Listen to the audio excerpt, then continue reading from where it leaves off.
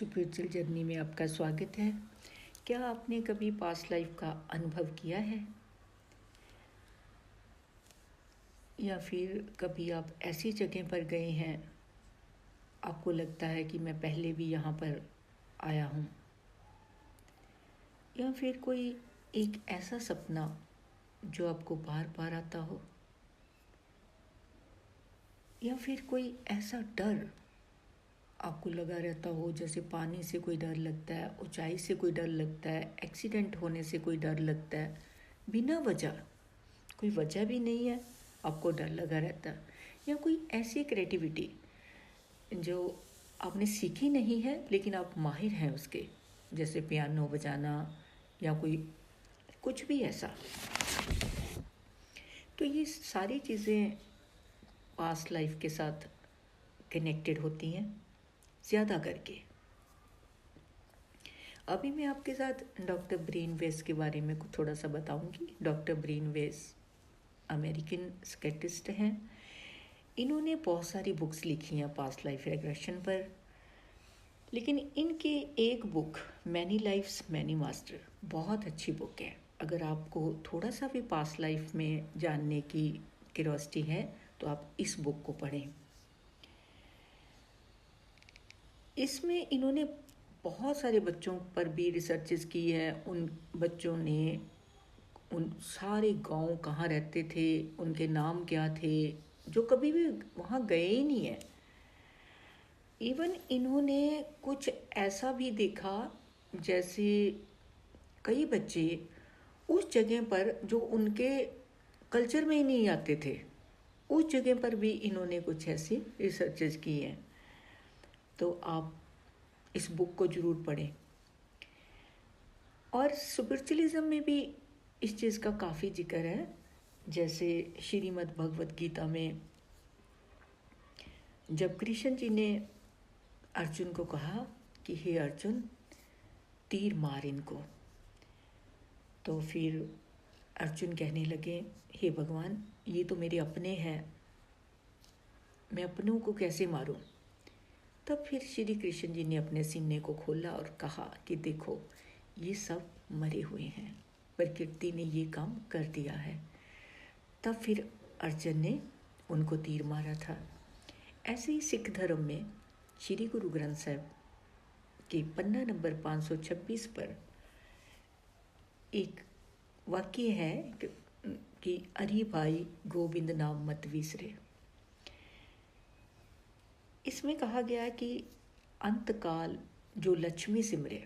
अंतकाल का मतलब है कि जब हमारी डेथ होने वाली होती है, आपका अगर पैसे में ध्यान है कि मैंने ये कमाना है, उससे लेने हैं, कैसे करूं, क्या करूं, और आ जाएं, तो अगर उसमें आपकी डेथ होती है तो फिर आप लोग क्या है, सर्प में जो सांप है वो नेक्स्ट हमारा बर्थ होता है।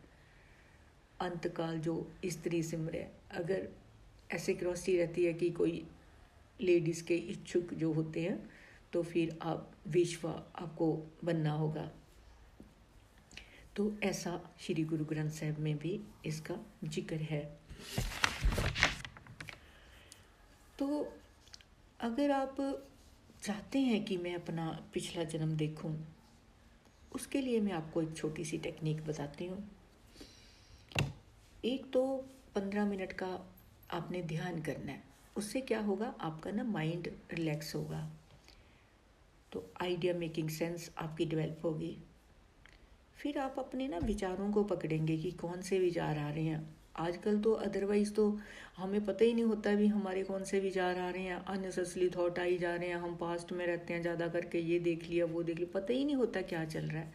लेकिन अब जैसे जैसे आप मेडिटेशन करते हैं, ध्यान करते हैं, ऐसा करने से आपका माइंड रिलैक्स होने लगता है, नेचर के साथ, ब्रह्मांड के साथ फिर जुड़ने लगता है, कनेक्ट होता है हमारा माइंड। तो ध्यान हमारे लिए बहुत ज़रूरी है। 15 मिनट का मॉर्निंग, 15 मिनट का इवनिंग। जैसे ही सुबह आपकी आँख खुलें तो आप 15 मिनट के लिए अपनी सांस को देखें। सीधे बैठ जाएं, रीढ़ की हड्डी सीधी रहे, एक जगह पर ही बैठना है। अगर आपने घर पर कोई मंदिर बनाया हुआ है या कोई स्पिरिचुअल प्लेस है वहाँ पे बैठ जाएं, नहीं भी है तो एक ही जगह पे आप अपनी चेयर को रखें या आलती पालती मारकर बैठ जाएं, जैसे भी आपको कंफर्टेबल लगता है। बिल्कुल body mind should be in one state. और बस सीधे बैठना है और आपने अपनी सांस को देखना है। तो ऐसा करने से आपका माइंड काफ़ी रिलैक्स होगा। और दूसरा, अगर आप पास्ट लाइफ को देखना चाहते हैं, दूसरा जो आपने अपने माइंड को रिलैक्स करना, वो कैसे? रात को सोते समय आपने उन सब लोगों को दिल से माफ़ कर देना है जिन लोगों ने आपको कष्ट दिया। भले ही वो आपके फैमिली मेम्बर हो सकते हैं, चाहे वो आपके पड़ोसी हों या फिर अपने खास हो, सबको माफ़ करें। धीरे धीरे एक एक करके 1 बाय 1 आप उनको दिल से माफ़ करें। और दूसरा, आप अपने आप को भी माफ़ करें। जो आपसे गलतियाँ हुई हैं, अपने आप को दोषी नहीं समझें, अपने आप को भी आप माफ़ करते जाएं। और अपनी रिस्पेक्ट करें अपने मन से कि मैं अपने बहुत रिस्पेक्ट करता हूँ। I am pure powerful soul. ऐसा करने से आपका जो माइंड है वो काफ़ी रिलैक्स रहने लगेगा। और रात को एक सोने से पहले, जिसको मानी बोलते हैं, ये आपने क्या करना है, सोने से पहले पूरी दिनचर्या को देखना है पीछे से लेके ऊपर की ओर। जैसे आप 9 बजे बेड पर गए तो आपने 8 बजे क्या किया, डिनर किया, फिर 7:30 बजे आपने क्या किया, टाइम भले ही नहीं, टाइम तो मैं वैसे बोल रही हूँ, फिर उसके पहले आपने क्या किया, खाना खाया, उसके पहले आप मार्केट से आए, जो भी आपने काम किया है वो मॉर्निंग तक, उठने तक आप पूरा अपने विज़न में इस चीज़ को विजुलाइज करें, फील करें, करते जाएं कि मैंने ये किया, फिर मैंने ये किया। बोलना नहीं है, मन ही मन। ऐसा भी करने से आपके माइंड को पीछे जाने की आदत हो जाएगी। धीरे धीरे फिर ना वो अपने आप ही आपको ले जाएगा जहाँ पर आपका टारगेट होगा। ऐसा करने से आप काफ़ी पिछले जन्म के बारे में काफ़ी जानकारी ले सकेंगे, क्योंकि हमारा मोटिव ये नहीं है कि हम पिछले जन्म में क्यों जाएं। कई बार हम ऐसा भी सोचते हैं कि भाई पिछले जन्म में जाने का क्या। पिछले जन्म में जाने से हम अपना फ्यूचर भी ठीक कर सकते हैं। फिर पिछले जन्म का जब हम देखेंगे कि हमारे साथ ऐसा हुआ था, हमें इस जन्म की होश आएगी, अवेकनिंग होगी, हमारा कर्म योग ठीक होगा, है ना। क्योंकि अभी तो कई लोग कहते पता नहीं है भगवान है या नहीं है, पता नहीं कुछ ऐसा है या नहीं है, लेकिन जब हम अपनी आंखों से देख लेंगे ना कि ऐसा ऐसा हुआ था, तो इस जन्म में फिर हम कुछ भी गलत नहीं करेंगे। ये लाइफ की एक अवेकनिंग होगी।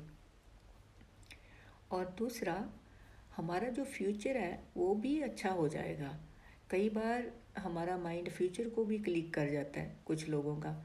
मैं सेशन ले रही थी, एक लड़की का सेशन लिया। ये मैंने लिया था 2019 में, जब कोरोना था। तब उसने मेरे को कहा कि मुझे ऐसे लगता है जैसे 23 में मेरे बेबी गर्ल होगी, जबकि उसका लड़का 15-16 साल का था। तो हमने देखा तो वाकई उसमें उसकी 23rd में बेटी हुई है।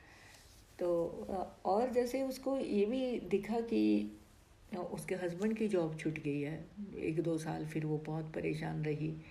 कहती फिर उसके बाद हमारा बिजनेस खुल गया, फिर हम बहुत लाखों में हो गए। तो ऐसा ऐसा भी कुछ दिख जाता है। तो जो पहले ही पता था तो फिर वो लोग परेशान ही नहीं हुए इतना, है ना। तो ऐसी चीज़ें भी कई बार माइंड जो है वो क्लिक कर जाता है। तो इसलिए मैं कहूँगी कि पिछले जन्म के ऊपर आप थोड़ा वो करें। अगर आप इसकी और जानकारी लेना चाहते हैं तो हमसे संपर्क करें। ओनली व्हाट्सएप नंबर फ्लैश हो रहा है। Thank you so much.